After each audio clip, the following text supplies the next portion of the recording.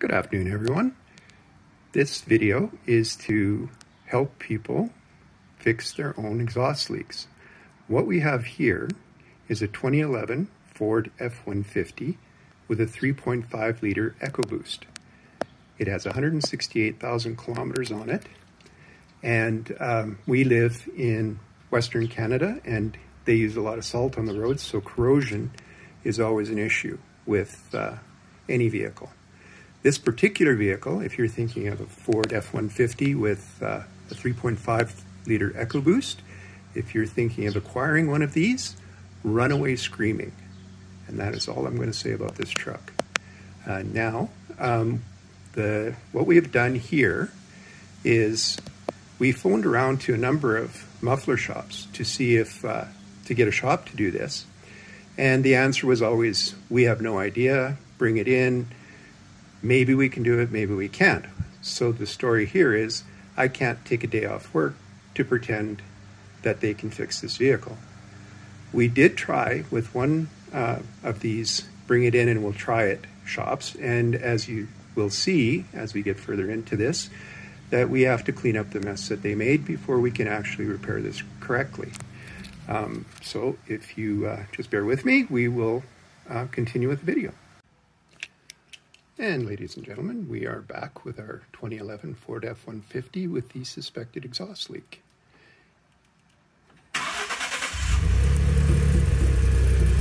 Well, it does sound a little louder than it did when it came from the factory, so let's look underneath.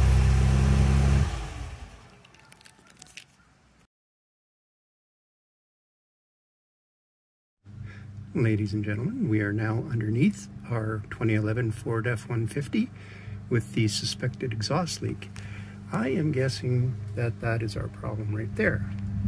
Now, having sent these pictures to a number of muffler shops, the ones that did respond had no idea how to bridge that gap. So this is where this becomes a fix-it-yourself type item. All right, so what we need to do now is, as you can see from before, as I mentioned, we had one of these experimental outfits try this. So we have a bunch of really crappy welds and a really bad piece of pipe. And as you can see from here, all of the corrosion flung off of this. This is common in this area, and there really isn't much you can do about it. So what we've been doing is we've been hitting this clamp with the WD-40 to kind of break it loose, hopefully. And now that we know what our problem is and what we're dealing with here, let's go back out from under the truck and we will continue on with this. We are back with our exhaust leak on our 2011 Ford F-150. And now that we have been under the vehicle and we have a pretty good idea of what the issue is, we can come down here and we can go to the web, and I have had really good luck with Walker exhaust components in the past, so this is usually my first go-to. I'm going to assume that everybody that's watching this video knows how to use the internet and browse these web pages. So what happens when you get to the Walker website, you'll put in your vehicle information and it brings up this great little graphic. So having been under the truck, we know that our problem is in this area here between the resonator and the muffler, and that the piece that has failed is the flex pipe piece right here with the angle bracket. So now that we have these part numbers from Walker, which is very useful, what I did do was I went to Amazon and ordered the parts from there. Being in Canada, it isn't always easy to order directly from the manufacturer. So in this case, we were looking for a local Canadian distributor, and Amazon is our go-to for that. I won't go through the process of ordering things on Amazon. I am going to assume that you know how to do that already as well. And so now that we've identified the pieces and we have them on order, we just wait until they arrive. Welcome back, everyone. We have ordered our replacement flex pipe from Amazon, and in their usual prompt fashion, we have received this, and this is what the piece should actually look like underneath there. So now that we've got the replacement part, we know what the issue is, and we will just go underneath the truck and we will remove all of the old rusted out components and prepare everything to be able to put in the new parts. And using our Walker web page, we do have the part numbers. As you can see, the 35337, 35793 tells us that we have the correct parts. We source these locally. It's a very common part and not an expensive part, so we didn't go through the hassle of ordering it online. You can do whatever you want. Like I said, they're a very common piece. All right, everyone, we're back underneath the truck, and after some hard work, a little bit of blood, and a lot of profanity, we are ready for reassembly. So this is what this looks like now. You can see that the band clamp is gone and the rusted out manifold end of the old piece is now gone. What I had done was I had pushed the muffler assembly back out of the hanger, you can see that there, to give myself some more room to work with. And as you can see, we have this all cleaned up nice, and we've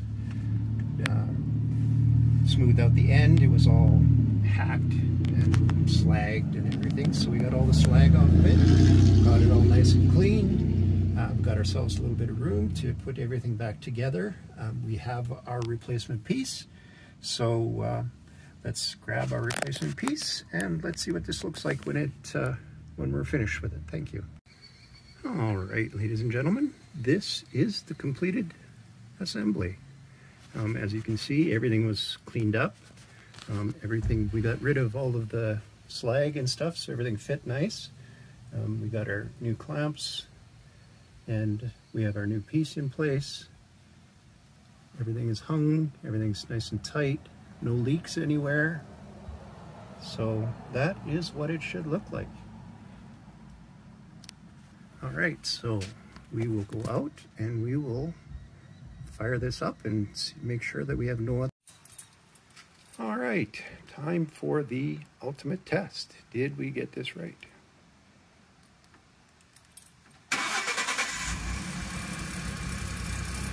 All right, that sounds significantly better than it did. And as we walk around on this, and we get to the tail end part of this,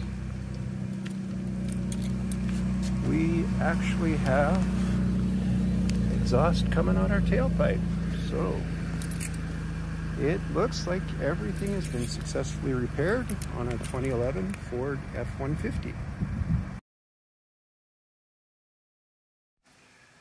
Well, that concludes the working part of the video. Just a little bit of summary stuff for you here if you're interested in it. When I was researching this, there are some people recommend just replacing the flex pipe with a straight pipe, but the purpose of the flex pipe is to reduce vibration along the exhaust system, and the exhaust system is tightly tied into the manifold and the turbo. And this engine on this vehicle is noted for chewing up manifold bolts. So I didn't want to risk putting any more strain on that. I've already had to replace the manifold bolts on this thing, and that is not a cheap fix. The bolts themselves are cheap, but getting them to them, you pretty much got to take the truck apart. The other thing with this, they suggested that some people said you could just do a turn down behind the resonator, but first off, it sounds like crap.